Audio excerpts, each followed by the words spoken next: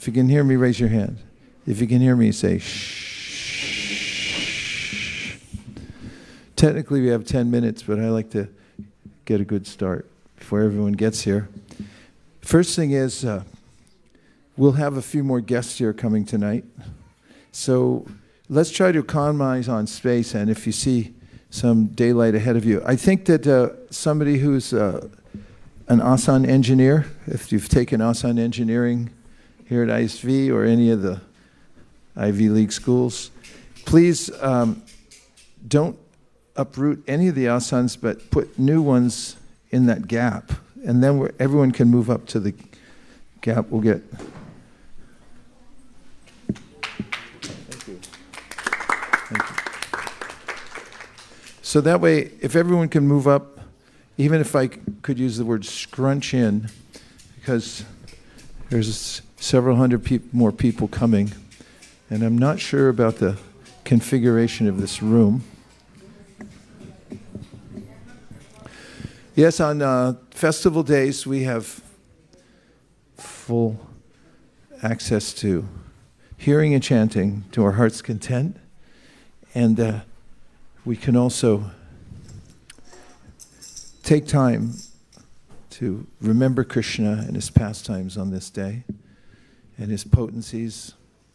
And now we're going to sing a bhajan, which was a favorite of Srila Prabhupada, who's the founder, acharya of this movement. And he sang it regularly before he gave Bhagavatam class because he liked it. And this is a transcendental song about the spiritual world. Why is this important? Because everyone keeps a song in his or her heart. It's the sound vibration, says the Vedanta Sutra, which transports us or keeps us covered here in the material world. Anavriti Shabdat. One of the interpretations of this last sutra of the Vedanta Sutra is that by sound we can see the spiritual world. We can uncover the layers of darkness that come from association with the material world, which is overwhelming because it's one of Krishna's energies. In the Bhagavad Gita, Krishna says, Daivahi esha gunamayi, mama maya duratyaya, mameva ye prapadyante, mayam etam tarantite. And that this material world is difficult to overcome. So if you've been having that experience at any time in your life, that you don't get what you want, or that you get what you want and then you don't like it, or you get what you want and then someone takes it, or any combination or permutation of these experiences, it's because the material world is duratyaya. It's difficult to deal with. It's a very inconvenient experience for the soul who wants to see the light of the spiritual world. That we only get a little peek at light here. In some places they don't get much at all. Like in the northern climes, there's a way in which, especially during the winter, you barely see the sun. It just comes up for a couple seconds. And we're only used to the sunlight, which is reflected light. The real light comes from the spiritual world, where Krishna is parastasmat tu bhavonyo vyakto vyaktat sanatana yat saksarveshu bhuteshu nashyatsu navinashyati. The light's always on there, and you don't need electricity in the spiritual world. It's self-effulgent. There's a little reflected light in this world, and it doesn't satisfy us. People do go to Hawaii, try to get a little more light, but then you got to pay for the what's it called?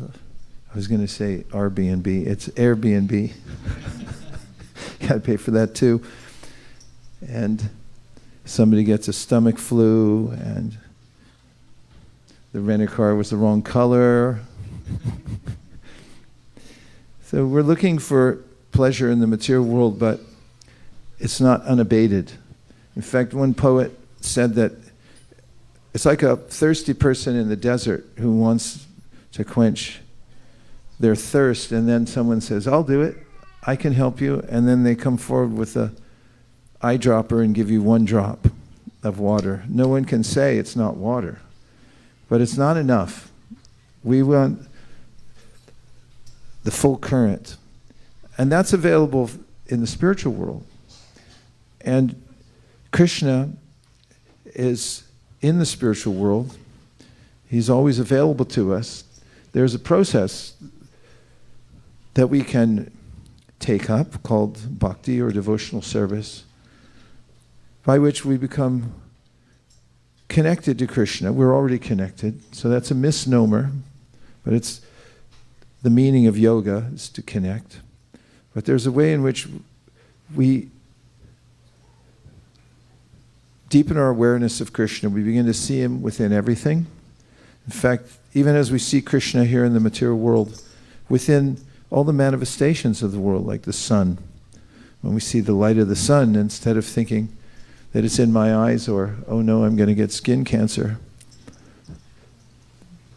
we think that this is Krishna's energy, which is astounding if you think about it, how the sun goes on pouring out its energy. It's been doing so since the beginning of creation. It's not diminished in the slightest.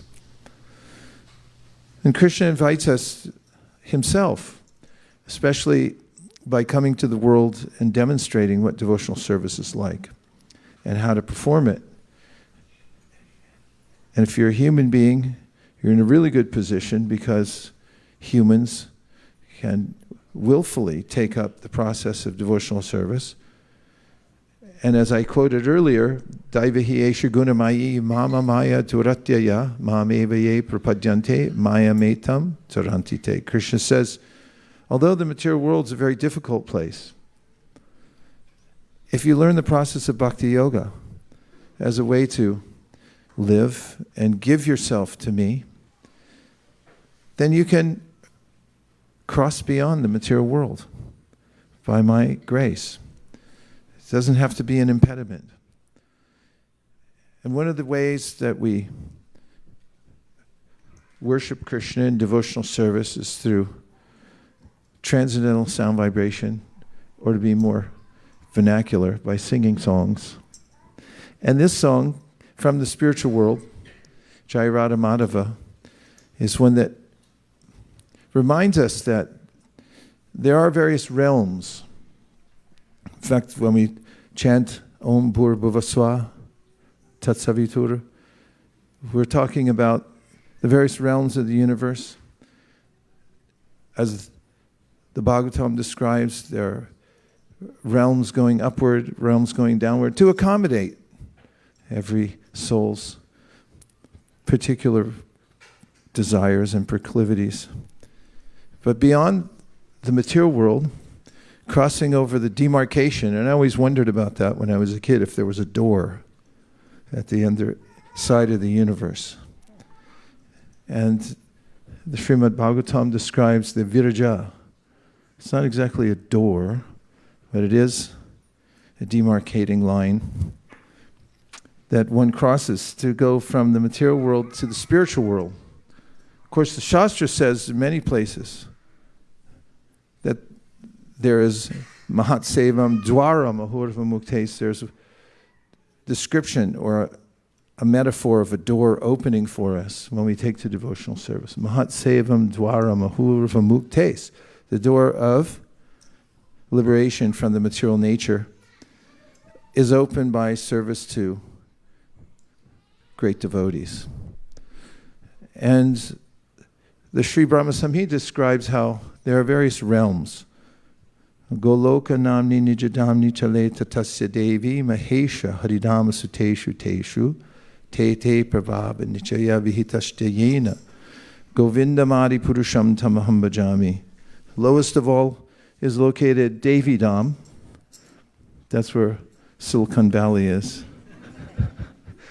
Devi Dham's the abode of one of Krishna's expansions, actually one of Radharāṇī's expansion, because just as Krishna is the source of all avatars, Śrīmad-Bhāgavatam describes, or I should say, Brahma Samhita, departure eva hita shantanamab upeta dipayate vrivata hetu samhana dharma. That there's one candle and it lights many other candles. Yas tadrageva hita vishnu chaya vibhati govindamadi purushantam aham bhajami. And they all have the same luminous quality, but there's one original. And Śrīmad-Bhāgavatam says, Ete cham shakala pumsam krishnastu bhagavan swayam indrari vyakulam lokam hridayanti yuge yuge. It declares very clearly that Krishna is the origin of all other manifestations, that they all emanate from Krishna. Krishna says it himself in the Bhagavad Gita. Aham sarvasya pravavo matak sarvam pravartate iti madva bhajanti mam buddha bhava samanvita. If one becomes aware of Krishna as the source of everything, says Krishna himself in the Bhagavad Gita, it's a natural way that will gravitate towards him. He'll become our main interest in life. That'd be nice. And in these different realms, there's different qualities. Here you get a lot of hard work. If you ever wondered, along the 101 freeway, this morning when we were driving to Mangalartik, I was looking at all the buildings and I was thinking that they looked to me like little prisons. Get in there, buddy. Well, everyone's forced to work hard here in the material world. And Krishna, on the other hand, if you see how he and Śrīmatī Rādhārāṇī, our very own Radha Madan Mohan, right here in the middle of Silicon Valley, which is no small miracle. It's amazing we have Vrindavan right here, as Bhagavad Ashraya Prabhu was describing this morning, how one of our godbrothers had talked about how Srila Prabhupada had created a spiritual world within the material world. And we see that Krishna and Śrīmatī Rādhārāṇī right here in Silicon Valley, they're not going to work anytime soon. As they have bare feet, they wouldn't be hired. You walk in with bare feet and a flute, long hair, like a job. And Prabhupada said, when someone asked, why does Krishna play a flute? And Prabhupada said, it means he's all play and no work. It's a spiritual world. It's a different quality. In fact, I heard Prabhupada say this morning that Narada Muni is free to go anywhere. There's no 2 weeks vacation. It's just all open. That's the real nature of the soul. It's all open to us.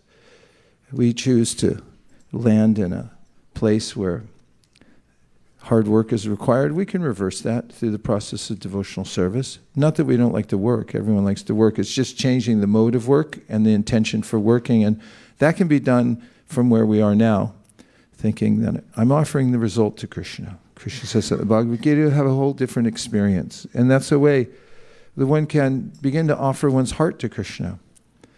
And devotional service is heart softening. We don't want militant revolution against the senses. Sometimes people take this approach and they try to starve themselves, or they try to restrict the senses in various artificial ways. In fact, sometimes people in various religious sects have taken such austerities as wearing clothing that's very uncomfortable. For instance, a horsehair shirt, which means that you feel uncomfortable all day long, just to remind them that this is an uncomfortable place. Nowadays, we don't need much of a reminder. It's pretty clear. But devotional service is positive. Yoga means plus. It means we're adding something. We're not taking away. We're not restricting as much as we are transferring our attention to the spiritual world. And Śrīmatī Rādhārāṇī, in the philosophy of Krishna consciousness, we understand that God's a person. In fact, in the Bhagavad Gita, Krishna makes this very clear. He unabashedly says that I'm the Supreme Personality of Godhead. Brahmano hi pratishtaham amritasya vayasya cha shashvatasya cha dharmasya sukhasya ikandikasya cha. And those who describe God as a light, he says that light comes from me. And when we talk about universal intelligence and the localized aspect of God, Krishna says in various places, Ishvara sarvabhutanam shride sharadunatishti brahmayan sarvabhutani yantra rudrani maya vasavasya chaham hridisani vishto matak smitir gyanam apohanam cha vedaishya sarver ahame vedo vedanta krid veda vedeva chaham. And he also mentions how he's there specifically to guide us while we're on our hiatus from the spiritual world, there within the heart. He follows us there. But then also, he has his own personal life. Beyond overseeing the material world, and names we call Krishna, Ishvara, Jagat Ishvara, and so forth. These all have to do with the material world. But Krishna also has his own life at home, where he isn't concerned with maintaining all living beings. He's simply enjoying. That's the highest spiritual realm in Goloka. So the various realms. And Krishna gives this little nudge to all of us in the Bhagavad Gita. I love the way he does this. He says, Yanti deva vrta devan pitran yanti pratirvrta bhutani yanti puteja yanti mam yajinopimam, which is, you could go whichever way you like, but I suggest you go for the light. And this is tamasi ma jyotirgama. The Vedas, the main theme of the Vedas is, don't wallow in the darkness, go for the light. And Krishna is saying, you can go any direction you want, but why would you want to stay where it's dark? Come into the light of the spiritual world. And the highest level of light is the light of love in the spiritual world between Krishna and his most dear associates, those for whom he has the closest, most intimate connection because of their unabashed love for him, or unabated love for him. And Krishna says in the Bhagavad Gita, this is available to everybody. Samoham sarvabhuteshu nami dveshosti napriya ye bhajanti tamam bhaktya mayi te teshu chapyaham. That means if you want to stay in the material world, then I'll just stay with you and help you out. Whatever you want, I'll do for you. Samaham. I'm equal. But if you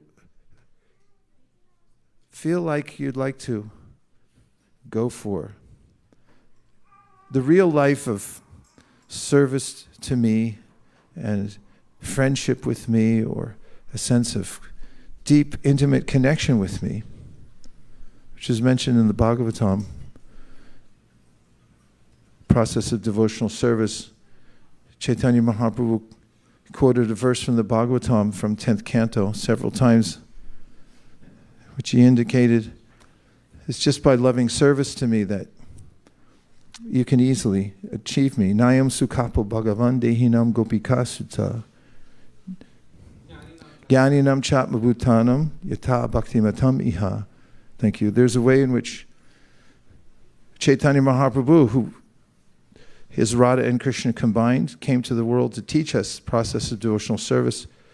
He liked this verse. He quoted it to scholars. He quoted it in his teachings to Sanatana Goswami.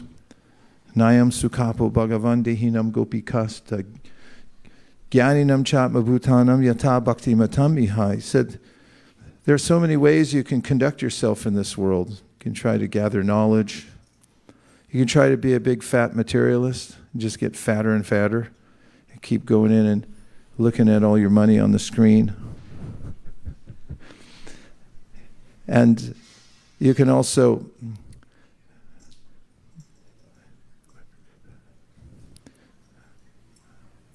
try many other methods, but he said none of these will be successful. Bhagavatam says also, Yene vravindaksha vamuktamani nastvayasta bhavada vashudha pureya aruya krishrina parampadam tata patantyato nadrita yushmadangraya, that there's a way in which we'll never be happy. This is a nice guidance from the Bhagavatam.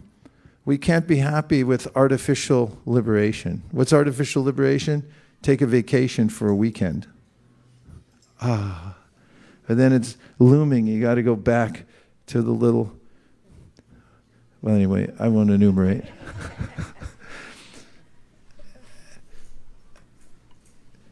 Real liberation means to reawaken our sense of loving service to Krishna. And Śrīmatī Rādhārāṇī, whose appearance day it is today, we say appearance day because Krishna and all of his associates, including Śrīmatī Rādhārāṇī, come to invite us to go back to the spiritual world. Anugrahaya bhaktanam manusham dehamastita bhajate tadrishi krida yashutva tatparo bhavet. Bhagavatam says the reason that Krishna comes to the material world is because he wants us to go with him back to the spiritual world. It's an open invitation. And he says, I've come here, you may have missed my direct appearance, but yashutva tatparo bhavet, don't mind, because after I leave, Śrīmad-Bhāgavatam comes into the world. And Śrīmad-Bhāgavatam's the incarnation of Krishna, literary incarnation. And if you take advantage of the process of devotional service as given by Sri Chaitanya Mahaprabhu, to read Śrīmad-Bhāgavatam every day, then you can also transform yourself from the inside out. And Nayam Sukhapo Bhagavan Dehinam Gopika Sutta Jnaninam Chatmabhutanam Yata Bhakti Matamiha. He says that's the simple process, the easy process, the process that's fully accepted by the topmost, by Krishna, who's the topmost, as a way to come to the topmost planet in the spiritual world. And so, Śrīmatī Rādhārāṇī comes with Krishna. In fact, Krishna and Radha are actually one and different at the same time.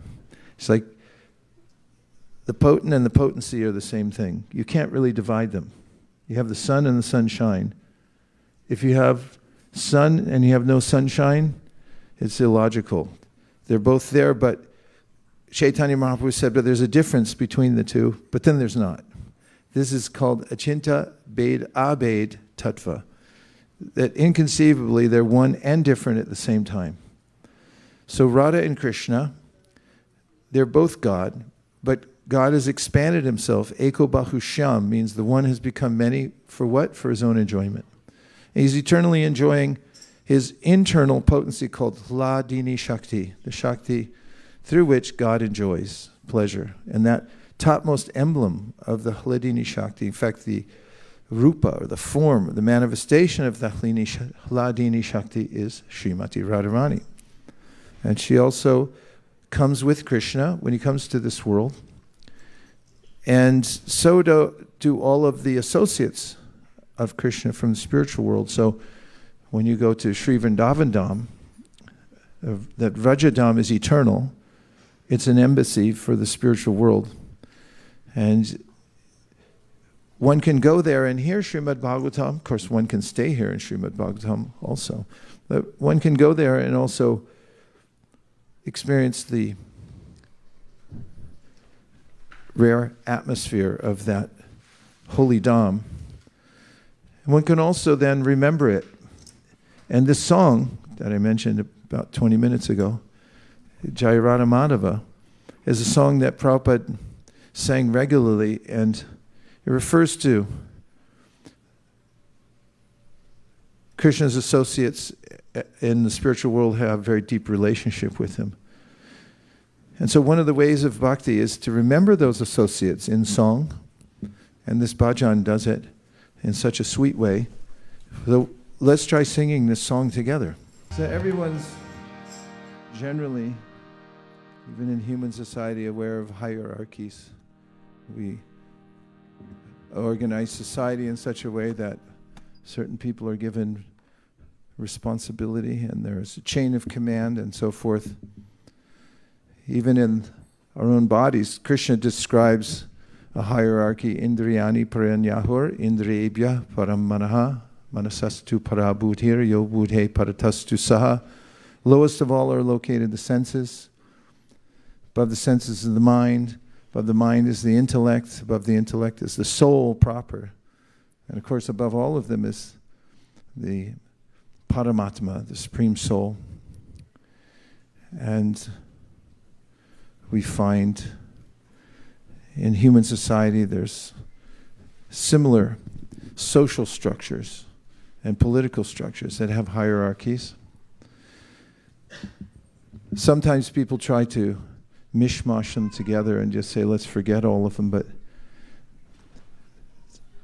it's not usually successful. Just ask Pol Pot. That's a long story. But in the spiritual world, there's also hierarchy. My point is that we're looking for some hierarchy, for some sense of what am I supposed to do, because it's our constitutional position to serve. That is, Krishna, in the form of Lord Chaitanya Mahaprabhu, came to the world to teach the process of devotional service, so it's practical for us. Because in the Bhagavad Gita, he said, Sarva dharman parityaja mam ekam sharanam braja, aham tong sarva papebhyo mokshayishami masuchaha, which means just surrender to me and I'll take care of everything. And you can count on one hand how many people took it up. In fact, they forgot to open their Bhagavad Gitas after so many years. And so he came back as Sri Chaitanya Mahaprabhu. This is all according to the narrative of Srila Prabhupada. And he gave the practical ways, the way a parent would take the hand of the child to show first letters. We don't think that the parent is learning how to write the ABCs, but we understand that they're teaching the child how to do it. So Chaitanya Mahaprabhu did that. And he gave the most important instructions to his disciples, Sanatana and Rupa Goswami. And in his teaching to Sanatana Goswami, when Sanatana said to the Lord, I don't even know who I am, so maybe I could start by asking who I am and what is my purpose in life. And Chaitanya Mahaprabhu said, well, you're a servant of Krishna eternally. And that's helpful to know. How helpful? Really helpful. And we hear about it in Bhaktivinoda Thakur's song where he says, Jeev Krishna Das e Bishwas Korleto Odukonai. If you have this enthusiasm in your heart, Vishwas, that I'm going to serve Krishna. And when you identify yourself as a servant of Krishna, which is not hard to do because that's our constitutional position, we just got diverted. Then he says, no more misery for you. You'll be in alignment when you decide to serve Krishna. So in the hierarchy, we're the servants. And that's kind of easy because all you have to do is do your service. You don't have to worry about controlling the universe or even your own body. You just have to try to take care of it to the best you can and do your service. And that's what Krishna says in the Bhagavad Gita. Just yak koroshi rashnashi as juhosi dadasi yat tapasyasi kontayat tat kurishva manarpadam. Whatever you're doing already right now, pots, pans, working on cars, whatever it may be, offer it to me. It could be anything, but make everything a service to me. And he says famously in the Bhagavad Gita that if you see me as the recipient of all your work, then you'll never go hungry. Of course, he means that in a way that you'll feel nourished in every way. Prahlad Maharaj said, Naivatmana prabharayanam nijalabha purno manam janada vidasat karuno vranite yat yashtano bhagavate viditita kamam tachchatmane pratimukasya yata mukashri, which means that when you serve Krishna, then you yourself become uplifted.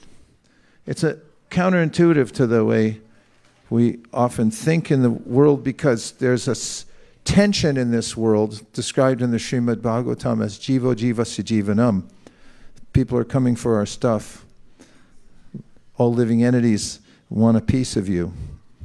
And we get caught up in this competition in the material world. And Krishna says, Jagnarta kamano nyatra, your life is meant for giving and sacrifice, and don't worry, because if you do that, then there'll be a natural abundance in your life. And so the hierarchy means that when we understand our situation as happy servants, and then we look for what is the spiritual hierarchy, that way, Om Tad Vishnu Paramam Padam Sadapa Shanti Suryaho Diviva Chaksharatam Tad Vipraso Vipanyavo Jagvrivansa Hasminda Te Vishnoya Paramam Padam. There's a way in which we can set our sights, even though we're walking in this world, we can be upward facing. And my real purpose in life is to serve the Lord. That way we're not affected by anything in this world. And in our line of teachers that come from Lord Chaitanya Mahaprabhu, who the Shastras say is Krishna himself, but he's come to teach devotional service, but he came from his own purposes also, and that was to experience the love that Śrīmatī Rādhārāṇī has for him. And he can't taste it himself because he's the object of love, of that love. So he comes as the combined form of Krishna and Śrīmatī Rādhārāṇī in Sri Chaitanya Mahaprabhu. Sri Krishna Chaitanya, Radha Krishna Nahiyanya, the two combined in the form of Sri Chaitanya Mahaprabhu. And then he gives the instruction to his disciples like Rupa and Sanatana Goswami. And that's very helpful for us because they painstakingly pass it down for our edification so that we can follow the process even in the modern age. When authors write something, they're thinking, let this go out like a message in a bottle. And I hope somebody will be able to pick it up and take advantage of what's here. And in the Upadeshamrita, we find these hierarchies describing, as I gave from Brahma Samhita, Goloka Namni, Nijadamni, etc., there's Vaikuntash Janito Vara Madhupuri Tatrapi Ratsotsavad Vrindaranya Mudadapani Ramanat Tatrapi Govardhanaha Radha Kunnamihapi Gokulapate Premamritap Lavanat Kuryarasya Virajato Giritate Sevam Vavekinakaha. This is hierarchical description of from the lowest to the highest, describing how there are different realms that are available to the souls. As I mentioned before, Krishna is saying in the Bhagavad Gita, little fella, you go wherever you want now. It's like, have you ever tried to get a bug to get out of your house and you're going like, would you get out of here? You're getting it's inconvenient here. I'm going to open the door. I'm going to escort you out. I was like, I'll stay by the window and bang my head. And that's the living entity, and Krishna's the one trying to get us out the window. It's like, over here, please, go out. So it gives this description of how there are these various realms where the living entities are comfortably situated spiritually, and they're worshiping the Supreme Personality of Godhead. But there's variety within that. Vaikuntash Janito Vara. Vara means better, better, better. It keeps saying, here's better, here's better, here's better, here's better. What do you want? You want perfect, more perfect, or most perfect? That's the choices. You should smile on that one because generally in the material world you get two bad choices. I don't want either one. Too bad. Choose.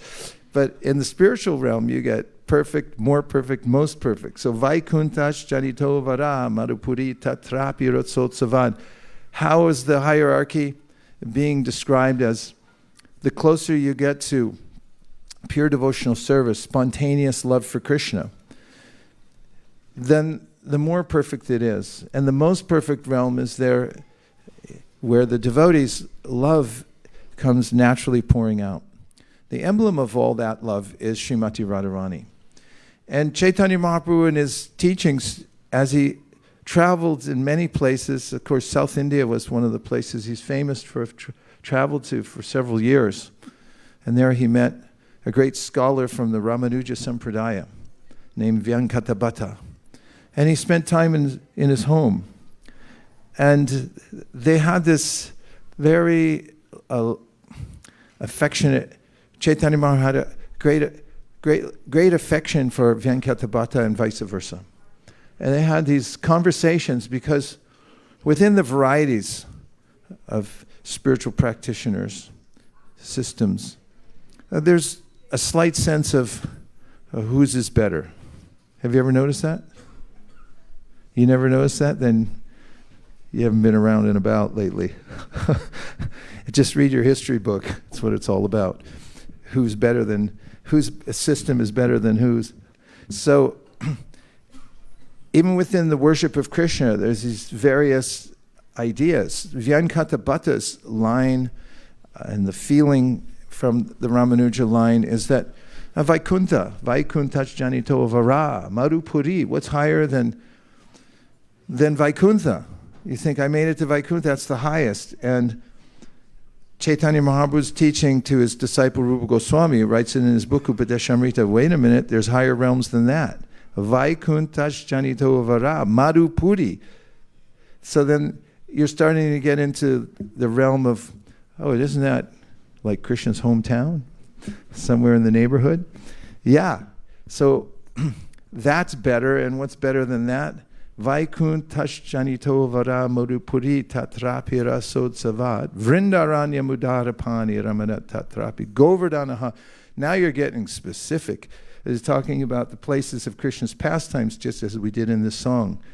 Right? These are stimuli. Like, wow, that sounds like it's coming from a very sweet place. And the Shastra is saying, yeah, that's what it is. So when Chaitanya Mahaprabhu was talking to Vyankata in a very affectionate way, and in a slightly humorous way, he was challenging, he was pushing Vyankata. He's saying, so why is it in the Shastra that your Lakshmiji, and by the way, footnote in brackets over here on the side, Lakshmi is an expansion of Śrīmatī Rādhārāṇī. Just as, and I mentioned this earlier, all the avatars of Krishna, let me put it another way. All the avatars are expansions of Krishna. So similarly, the Lakshmis in Vaikuntha, the queens in Dwarka, and Maya Devi herself, they all emanate from the Supreme Shakti, which is Śrīmatī Rādhārāṇī. So, there in Vaikuntha is Lakshmi, and she's the consort of Lord Narayan, and her mood is reverent, as is everyone's mood in Vaikuntha. So Chaitanya Mahaprabhu said to Vyankata, so let me get this straight. Why is it that Lakshmiji performed austerities to try to enter into the rasa dance in Vrindavan? And Vyankata said, you tell me. It was Chaitanya Mahaprabhu's way of describing the most perfect, Śrīmatī Rādhārāṇī. And therein he quoted, in that section of the pastime, he quoted Nayam Sukapo Bhagavan, Dehinam Gopikasta, Gyaninam Chatmabhutanam Yata Bhakti Matamiha. If you have the kind of devotion that's exhibited by Śrīmatī Rādhārāṇī and her associates, then very easily you can attain Krishna. Because it's the topmost mood in the spiritual world. And that's what Chaitanya Mahaprabhu was teaching. One of the main purposes of his external reasons he came to the material world. There are several external reasons and several internal reasons. The external reasons were, one, he wanted to teach Raga-nuga Bhakti. And of course Raga-nuga Bhakti means the ways of following in the footsteps of the residents of Vrindavan, as I'm describing now, in order to attain perfection in spiritual life. And another was to teach the Yuga Dharma. And a third was to fulfill the desire of Advaitacharya, who was calling to him in prayer. And there were internal reasons he came, which I alluded to earlier. But the point from his discussion with Vyankata was that Chaitanya Mahaprabhu, in contrast, was giving the highest conception of worshiping Krishna in the spiritual world. And who is Śrīmatī Rādhārāṇī? One may say, where is she in the Śrīmad-Bhāgavatam? She's very clearly in the Śrīmad-Bhāgavatam, but poetical language is not blurted out. It's done very subtly. That's what makes it so beautiful. Leave something to the heart to figure out. And Shukadeva Goswami, who is describing the topmost region of the spiritual world, and who else would be qualified, this is one of the main points of the Bhagavatam, that Shukadeva Goswami didn't even want to come out of the womb. He was in there for 16 years. Krishna came and had to tell him he was in the womb, and he said, you can come out, you'll be all right. Guarantee it. But Shukadeva Goswami left nothing for chance. When he came out of the womb, what happened? No, say the verse. Yavam pravajantam anupetam apeta kritam dvaipayano viraha kartara ajuhava putreti tanmayataya taravo binedus sarvabhuta hridayam munyam anatosmi yaswanubhavam akila shuti saramekam adyatma deepam atitirshatam tamundam samsarinam karuna yaha purana guyam tam vyasa sunam upayami gurum muninam. He took off running. They said, his father said, school? Little school? Like, sacred thread? He didn't even turn around. He didn't even turn around saying, no thanks, no dad, I'm out of here. He just left. He was detached from the material world and went to the forest. Vyasadeva had a trick up his sleeve. He brought out some of his disciples to the forest where Shukadeva was staying, and he had them read verses from the Śrīmad-Bhāgavatam aloud. For instance, Aho Bhakiyam Stanakalukum Tam Jikam Saya Payad Apyasadvi. What's the third line? Lebe Gatam Dat Ruchitam Tatonyam Kambadayalum Sharanam Vrajema. It's recounting the pastime of Putana, how Krishna had, as a baby, maybe younger than these babies today. Who is the youngest baby today? The youngest baby of the day. Award goes to? Who was it? Yeah. I know, but who was it? Kana. Kana was 4 months old. And he's a soft little baby. I know I picked him up and gave him a little sweet rice. And, huh? How old is your son, Mayank? Where's... Okay, let's show him. There's a nice looking baby.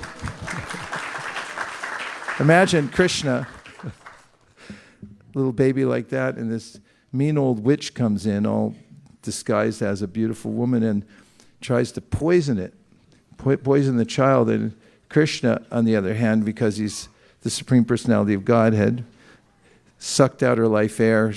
She expired in a heap, 8 miles long heap, crushed Kamsa's his orchards. And the verse is remembering the sweetness of Krishna in Vrindavan and saying, it's almost a lament, Aho Bhakiyam. Like, who would go for anything else but Krishna? Because look how merciful he is. The person tried to kill him and he liberated her. And when Shukadeva heard these verses in the forest, he came back to learn the Śrīmad-Bhāgavatam from his father, Srila Vyasadeva. So it's a strong point of the teaching of Śrīmad-Bhāgavatam, Tadvak Visargo Janataga Viplavo. It's not from this world, it's from the spiritual world. And so there in the spiritual world we hear the personal pastimes of Krishna in the 10th canto, and it gets very esoteric in the 10th canto, 33rd chapter in the matter of the Rasa Lila. There's 5 chapters there, Rasa Panchadhyaya. And one of the points there is the indirect mention of Śrīmatī Rādhārāṇī. Shukadeva Goswami, who was this liberated soul who came back simply to teach Śrīmad-Bhāgavatam to the world. He had nothing to do with the material world. How do you know that? Didn't buy any clothes. He didn't wear any either. No style recognition. In fact, he talks about it in 2nd canto. He said, what do you need a spoon for? Just use your hand. You don't need a bed. Lie on the ground. It's soft enough. And so forth. Who better than to announce that there's a form of pleasure, variety in the spiritual world that is beyond compare. He was attracted to it even though he had no attraction for the material world. That's one of the proofs that Śrīmad-Bhāgavatam is completely transcendental.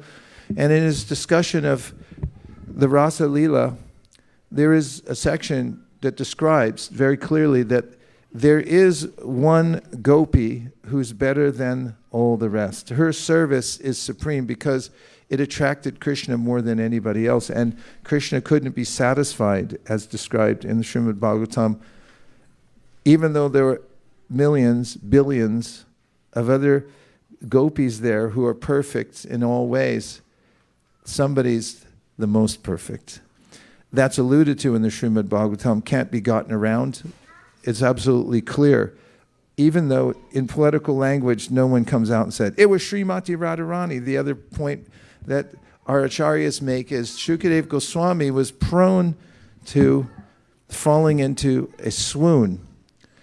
There was only 7 days to speak the Śrīmad-Bhāgavatam to Parikshit Maharaj. He knew that he had this tendency, if he heard certain topics, he would go into a spiritual state and not be able to continue. Therefore, he was careful to describe it in ways that were not direct. And it was also because that's the way of Parokshavad, or speaking indirectly, to make an even stronger point. The subtle point makes more impact. So the Bhagavatam celebrates as the pinnacle of all pastimes this Rasa Panchadhyaya, and the heroine of that chapter, of those chapters, is Śrīmatī Rādhārāṇī. What's more, when Krishna was leaving the world, he was getting ready to depart, he informed Uddhava of all that he wanted to tell the world. He had previously sent to Uddhava to Vrindavan because Uddhava knew everything.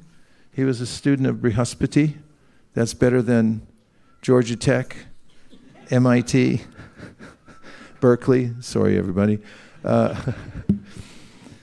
He knew everything. He looked like Krishna. He was Haridasivaryo, the perfect devotee. But Krishna said, take a note to my friends in Vrindavan and read it to them why I haven't come back yet, and give them some solace. And when he went there, his mind was rectified in that he now saw that I'm nothing compared to the residents of Vrindavan, especially the gopis and especially Śrīmatī Rādhārāṇī. And therein, in that section, there's the discussion Śrīmatī Rādhārāṇī has with a bee. This is made much of by our acharyas because it shows the quality of love in the residents of Vrindavan, and most particularly in Śrīmatī Rādhārāṇī, which is called Mahabhava. And Śrīmatī Rādhārāṇī is the embodiment of that topmost love, prema, that one can have for Krishna. So today is Radhashtami. In a practical way, we've been given instructions from those who are associates of Krishna and Śrīmatī Rādhārāṇī, more particularly in the spiritual world, who come to this world as associates of Sri Chaitanya Mahaprabhu, and then take up the task of very practically laying out a process that anyone can follow so that they can attain the same sentiments as the devotees in Vrindavan. Would you like to know what it begins with? Okay, 3 of you said yes. Everybody else, plug your ears like this. No, use your fingers like that. Vacho vegam manasakroda vegam. The first thing he says is watch what you say. Where else would it start? You don't just go barging in and say, here I am. You eat a pizza with garlic, you walk in a Mangal Artik, everyone turns around and says, who just walked in? Our material desires are odoriferous. They, in the association of purified devotees, there's a way that they show up, like, calm down, would you? Just be normal and chant Hare Krishna and don't try to do more than you're qualified for. That's what Krishna mentions in the Bhagavad Gita. Swe swe adhikarayanishta saguna parikirtita. It's a good quality if you just start where you are now. And where do we start? Vacho vegam. Means there's an urge to say anything and everything. Don't do it, or no, let me strike that. I'm editing that out. Use some white out or whatever you get rid of stuff with nowadays. Transfer your speech to the speech of the spiritual world. That's the secret. If you speak about Krishna, if you read Bhagavatam and read it to your family and you start talking about it, then the tongue becomes purified in the way of sarvapati vinirmuktam tatpratnena nirmalam rishikena rishikesha sevanam bhaktir uttama.